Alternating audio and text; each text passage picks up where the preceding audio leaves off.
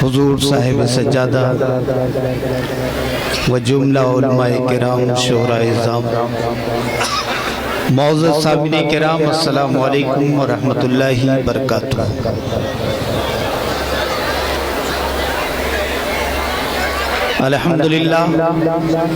الحمدللہ رب العالمین والعاقبۃ للمتقین الصلاة والسلام علی سید المرسلین وعلی آلہ واصحابہ اجمعین، اما بعد،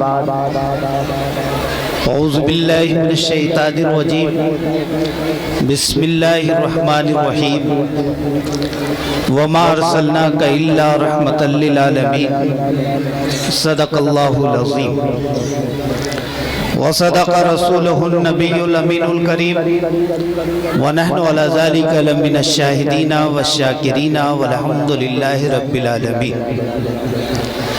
آئیے اب اور آپ عقیدت اور محبت کے ساتھ آقا نامدار مدنی تاجدار احمد مختار محمد مصطفیٰ صلی اللہ تعالی علیہ وسلم کی بارگاہ بے کس پناہ میں عقیدت اور محبت کے ساتھ درود پاک کا نذرانہ پیش کریں، بآواز بلند پڑھیں، اللہم صلی علی سیدنا و شفیعنا حبیبنا مولانا محمد مبارک وسلم، صلاۃ و سلام علیکہ یا رسول اللہ، الصلاۃ و سلام علیکہ یا حبیب اللہ۔ حضرات، اس بارگاہ میں پہلی بار نصیبہ جاگا اور میری حاضری ہو رہی۔ سبحان اللہ، سبحان اللہ، سبحان اللہ۔ حضور صاحب سجادہ حضرت غالب میاں مدد اللہ نورانی نظر عنایت ہوئی، نظر کرم، اور میں یہاں چلا آیا، اور دیوانوں کو اس سے کیا مطلب کہ آواز ہلکی آ رہی ہے کہ تیز آ رہی ہے؟ کیا کہنے دیوانہ تو صرف اتنا جانتا ہے کہ میرے محبوب کا ذکر ہو۔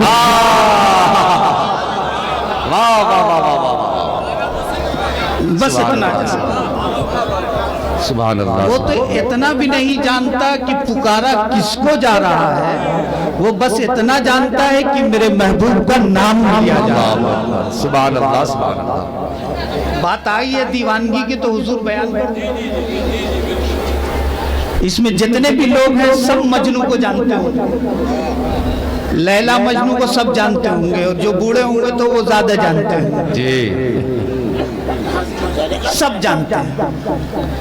مجنو تابعی تھے، ان کا نام قیس تھا، اور وہ تابعی تھے۔ یہ اگر الگ بات ہے کہ مجنو سے مشہور ہوئے۔ مجنو حج کر رہے تھے، صفا مروہ کی دوڑ لگا رہے تھے، سبحان اللہ، سبحان اللہ۔ کسی نے اپنی بیوی کو پکارا لیلا، کسی نے اپنی بیوی کو پکارا لیلا، آواز دی، وہ دور ہو گئی تھی، بچھڑ گئی تھی، تو انہوں نے تیز آواز دی، کس کے کہا لیلا لیلا۔ مجنو کے جب کان میں آواز آئی ہے لیلا کی، لیلا لفظ کی آواز آئی ہے، تو مجنو وہیں بے ہوش ہو جاتے ہیں۔ اللہ اللہ۔ جب ہوش آیا مجنو کو تو پوچھا گیا آپ بے ہوش کیوں ہوئے؟ بولے میرے کان میں میرے محبوبہ کی آواز آئی تھی، اس کے نام اللہ اکبر، اللہ۔ کسی نے لیلا پکارا تھا، وہ میرے کان میں آواز آئی تھی، مجھے میری محبوبہ یاد آ گئی، میں اس کو یاد کر کے بے ہوش ہو گیا۔ تو یہ دیوانوں کی محفل ہے، اس سے کوئی مطلب نہیں کہ مائک اچھا ہے کہ خراب ہے، انہیں تو مطلب اتنا ہے کہ لنگر جہاں کا ذکر ہے، اس کا نام ہے، تو ہمیں سب سبحان اللہ، سبحان اللہ، سبحان اللہ۔ اللہ اکبر، یا رسول اللہ، زندہ باد، زندہ باد، زندہ باد، زندہ باد، سبحان اللہ۔ اور یہ دیوانگی کا سبب انہی درگاہوں سے ملتا ہے، اور ان درگاہوں میں آیا کہاں سے ہے؟ مجھے حضرت سیدنا ابو بکر صدیق کا وہ واقعہ یاد آ رہا ہے۔ اجازت ہو تو بیان کروں. جب میرے آقا نبی کریم صلی اللہ تعالی علیہ وسلم نے اعلان نبوت کیا تھا، اعلان فرمایا میں نبی ہوں، اللہ نے مجھے نبی بنا کر بھیجا ہے، مکے میں کسی نے جو ہے اس کو قبول نہیں کیا تھا. اس وقت کسی نے قبول نہیں کیا تھا، کوئی قبول نہیں کیا تھا. وہ سب نے گالیاں بکی تھی.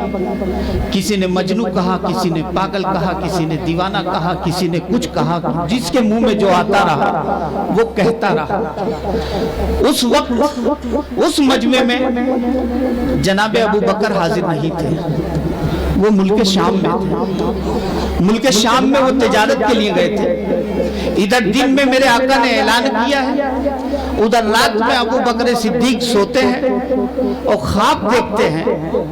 آسمان سے نور آیا، آسمان میں پھیلا اور سمٹ کر میرے دامن میں آ گیا ہے. جب یہ خواب جناب ابو بکر نے دیکھا، آنکھ کھل جاتی ہے، کروٹ بدلتے ہیں کہ جلدی سے صبح ہو تو میں اپنے اس خواب کی تعبیر جانوں اور کسی سے پوچھوں. جب صبح ہوئی ہے تو جناب ابو بکر باہر نکلتے ہیں، بازار میں کسی سے پوچھتے ہیں کہ اچھی تعبیر بتانے والا کون ہے ملک شام میں، اس کا پتہ بتایا جائے تاکہ میں اس سے تعبیر پوچھوں. یہاں سے سیدنا ابو بکر صدیق نے ایک سبق ہمیں یہ دے دیا کہ خواب سب دیکھتے ہیں تو خواب کی تعبیر اچھے لوگوں سے پوچھنا چاہیے، برے لوگوں سے نہ پوچھنا. اگر بروں سے پوچھا تو آپ کا گھر بچوا دیں گے، حضور غالب میاں سے پوچھ لیا تو آپ کا گھر بچا دیں گے. کیا کہنے، واہ واہ واہ واہ. تو ایسے لوگوں سے خواب کی تعبیر پوچھنی چاہیے. یہ جناب ابو بکر نے ہمیں سبق دیا. حضرت نے پوچھا کہ کون خواب کی تعبیر اچھی بتاتا ہے؟ لوگوں نے کہا کہ جنگل میں چلے جائیے، وہاں ایک پرانا گرجا ہے، وہاں ایک راہب رہتا ہے، بہت بوڑھا ہے، وہ صحیح خواب کی تعبیر بتاتا ہے. حضرت ابو بکر پہنچتے ہیں اس راہب کے پاس، اس سے کہتے ہیں کہ میں نے خواب دیکھا ہے، یہ خواب دیکھا ہے، اس خواب کی تعبیر کیا ہے؟ راہب اب سوال کرتا ہے پہلے یہ بتاؤ کہ تمہارا نام کیا ہے اور تم آئے کہاں سے ہو؟ حضرت نے کہا کہ بھئی تمہیں خواب سے بتانے ہے، تعبیر بتا دو، میرے نام سے اور آنے سے جگہ سے کیا مطلب ہے؟ کہا اسی شرط پہ بتاؤں گا کہ پہلے اپنا نام بتاؤں.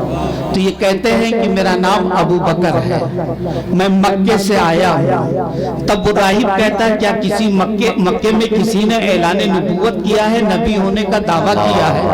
ابو بکر کہتے ہیں جب تک میں مکے میں تھا کسی نے اعلان نہیں کیا تھا، کسی نے دعویٰ نہیں کیا تھا. تب وہ راہب کہتا ہے کہ وہ اعلان کرنے والا اعلان کر چکا ہے، جاؤ اور ایک بات سنو، ایک بات سنو. میں تمہیں یہ بتانا چاہتا ہوں کہ میں نے اپنی نسلی کتابوں میں پڑھتا چلا آیا ہوں، نسلاً بعد نسلیں یہ خبر ہم تک پہنچی ہے کہ آخری نبی جب تشریف لائے گا تو اس کا کلمہ پڑھنے والا آدمی جو سب سے پہلا ہوگا اس کا نام ابو بکر ہوگا اور وہ مکے کا رہنے والا.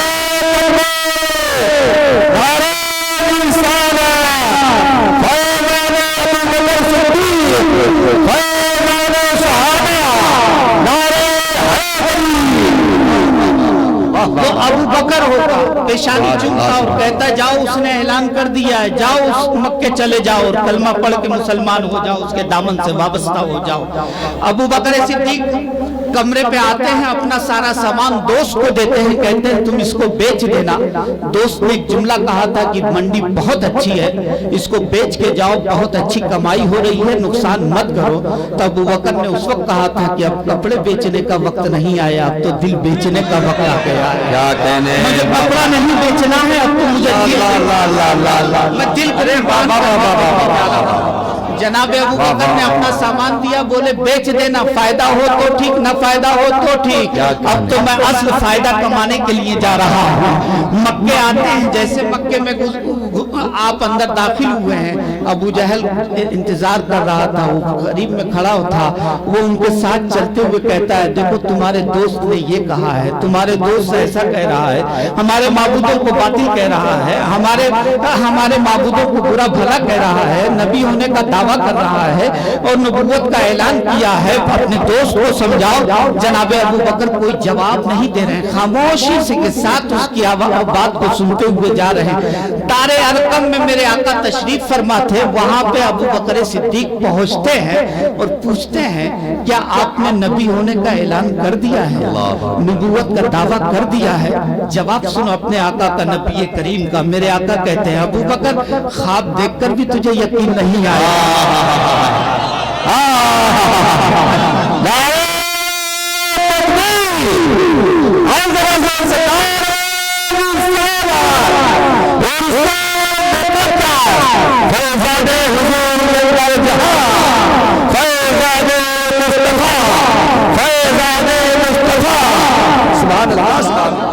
خواب دیکھ کے بھی تجھے یقین نہیں آیا، خواب کی تعبیر جان کے بھی یقین نہیں آیا؟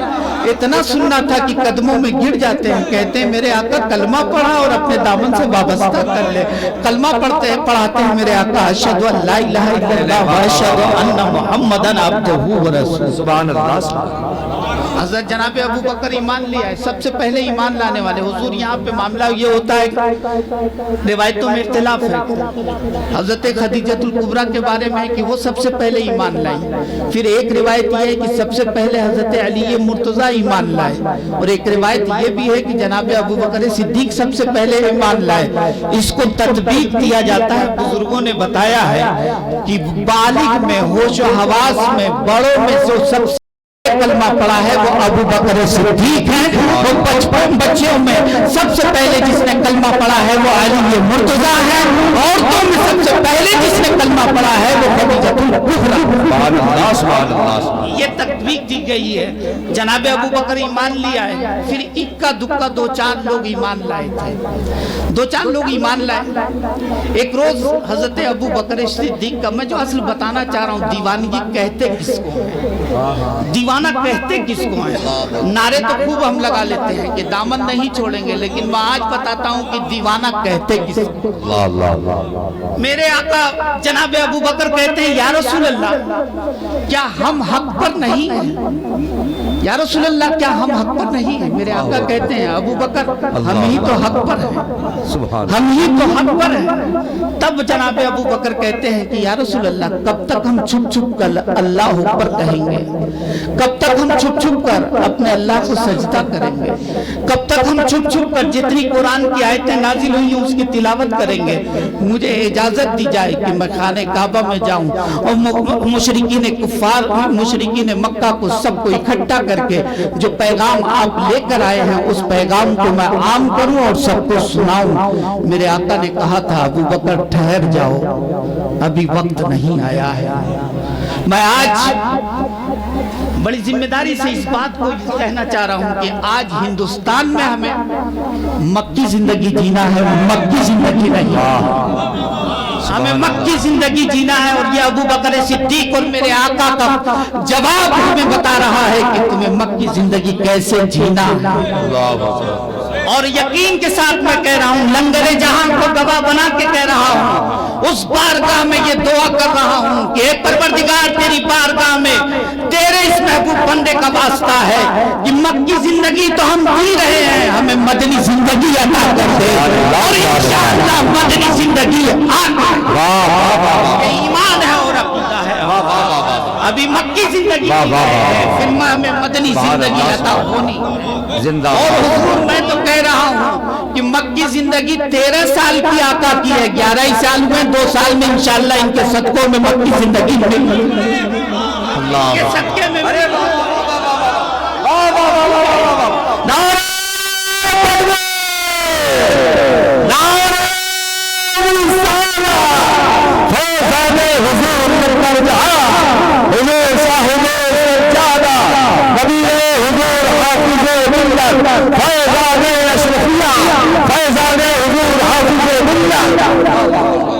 ملے گی، یقین ہے، اس کی ذات پہ یقین ہے، ان بندوں کے صدقے میں، اس مخدوم کے صدقے میں یقین ہے۔ ابھی 11 سال میں انشاءاللہ 13 سال کے بعد مدنی زندگی، ان بزرگوں کے صدقے میں ہمارا ناز تو انہی پر ہے، ہمارا سب کچھ تو انہی پر ہے، یہی سہارا ہے، یہی مددگار ہے، یہی سب کچھ ہے۔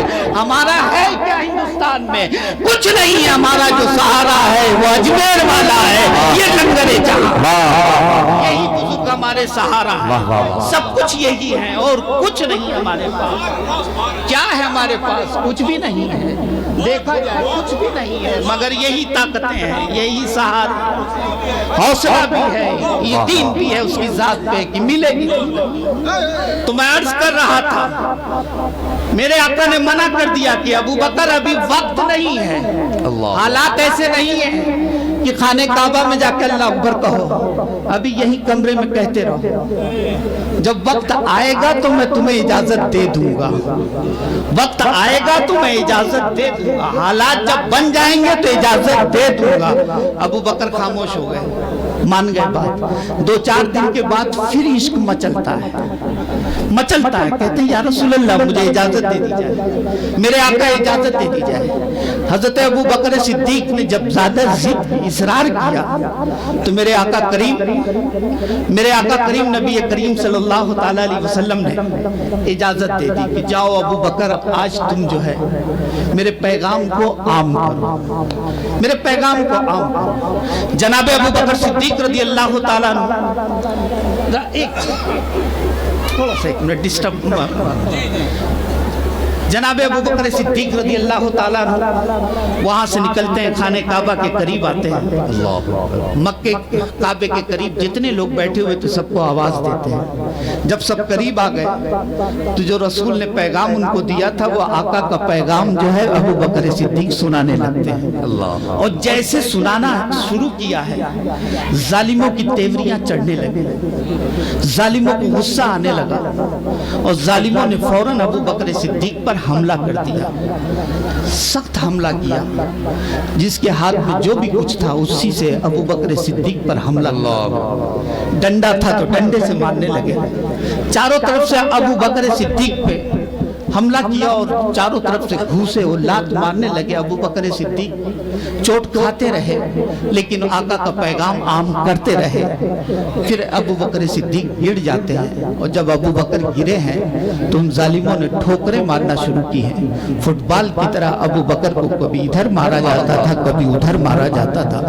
ابو بکر صدیق پر وہ ظلم کیا، ایک ظالم نے اتنی تیز ڈنڈا مارا کہ ان کے پیشانی سے خون ٹپکنے لگا، اور وہ زمین پر خانہ کعبہ کے قریب اس حرم پاک میں جو ابو بکر صدیق کا خون ٹپکا ہے زمین پر گرا ہے۔ حضرت میں نے اپنے مطالعے کے مطابق کہہ رہا ہوں، اپنے علم کے مطابق کہہ رہا ہوں کہ اگر دین کے اور اسلام کی تبلیغ کے لیے اس سرزمین پر سب سے پہلے کسی کا خون گرا ہے تو ابو بکر صدیق ہے، جو اس اسلام کی تبلیغ اور اشاعت کے لیے اس زمین پر کسی کا خون گرا ہے تو وہ جناب ابو بکر صدیق اس زمین پر خون گرا ہے اسلام کی تبلیغ کے لیے، وہ جناب ابو بکر کی ذات مقدس۔ ابو بکر بے ہوش ہو گئے، تب بھی ظالم ان پر ظلم ڈھاتے رہے، مارتے رہے۔ ماں ام الخیر کو خبر ہوتی ہے، ام الخیر ابھی ایمان نہیں لائی تھی، لیکن بیٹا تھا اس پر ظلم ہو رہا۔ جب انہیں خبر ہوئی دوڑتی بھی آتی ہیں، ابو بکر صدیق کو دیکھتی ہیں اور چاروں طرف سے سب گھوسے اور لات مار رہے تھے، ابو بکر پہ گر جاتی ہیں۔ ظالموں نے کئی ہاتھ اور لات ان کی ماں کو بھی مارے ہیں۔ ماں جب چلاتی ہے زور سے کہ چھوڑ دو میرے لگتے جگر کو، تو ظالم ہٹے ہیں، ابو بکر صدیق بے ہوش ہو جاتے ہیں۔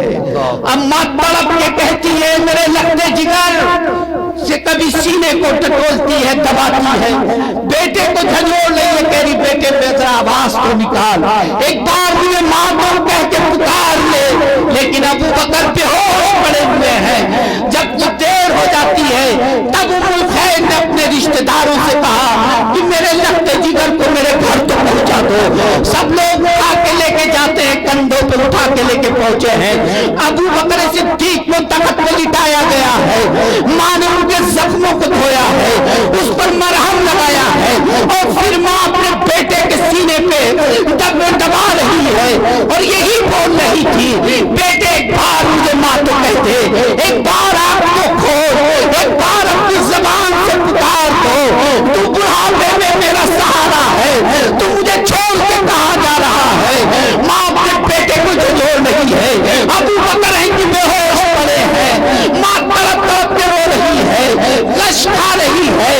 کچھ دیر کے بعد جناب ابو بکر کو ہوش آنا شروع ہوا ہے.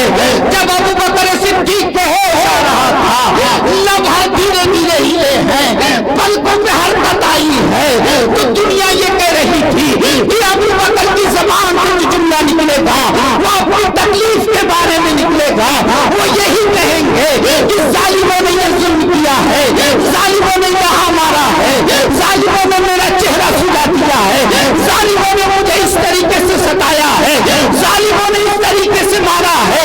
یہ دنیا کہہ رہی تھی, لیکن کھڑی ہوئی محبت کہہ رہی تھی یہ ابو بکر ہے, اسے اپنی فکر نہیں ہے. اگر فکر ہے تو رسول نعرہ تکبیر, نعرہ رسالت, گلی گلی نگر نگر, گلی گلی نگر نگر, گلی گلی نگر نگر,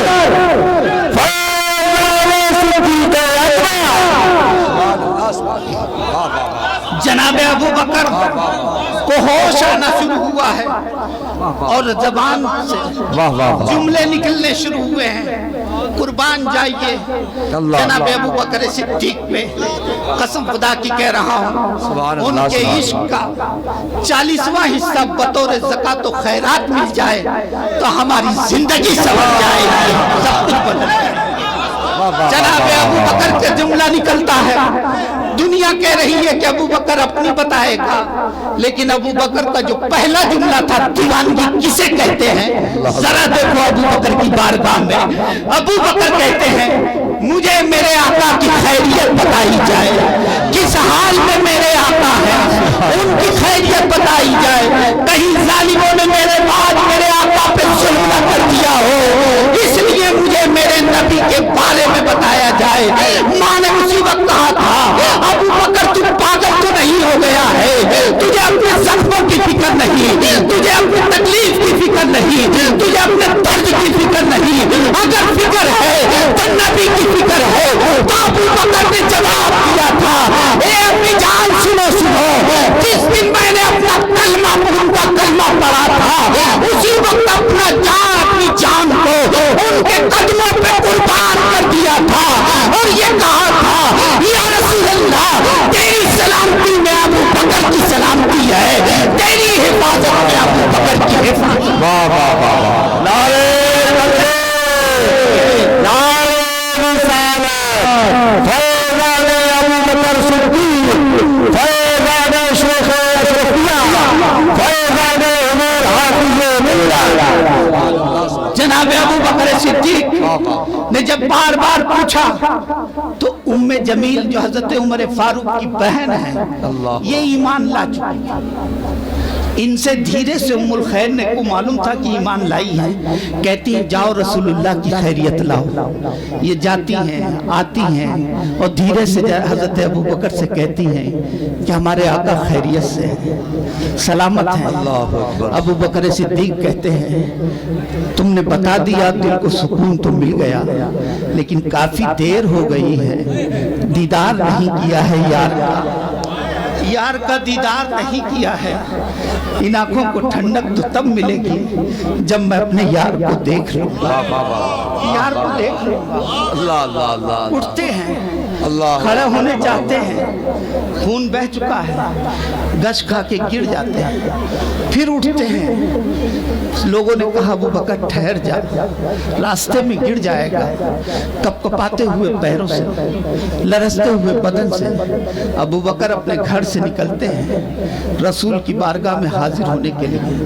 دنیا یہی کہہ رہی تھی کہ ابو بکر اب گرا تب گرا, لیکن عشق کہہ رہا تھا کہ دنیا کی کوئی طاقت ابو بکر کے قدم کو روک نہیں سکتی ہے, کیونکہ اس کا سہارا محبت ہے, اس کا سہارا دیوانگی ہے, اسے کوئی روک نہیں سکتا. اور تاریخ بتاتی ہے کہ اسی عالم میں جناب ابو بکر رسول کی بارگاہ میں پہنچتے ہیں, جیسے میرے آقا کی نگاہ اپنے اس دیوانے پہ پڑتی ہے, میرے آقا تشریف فرماتے کھڑے ہو جاتے ہیں.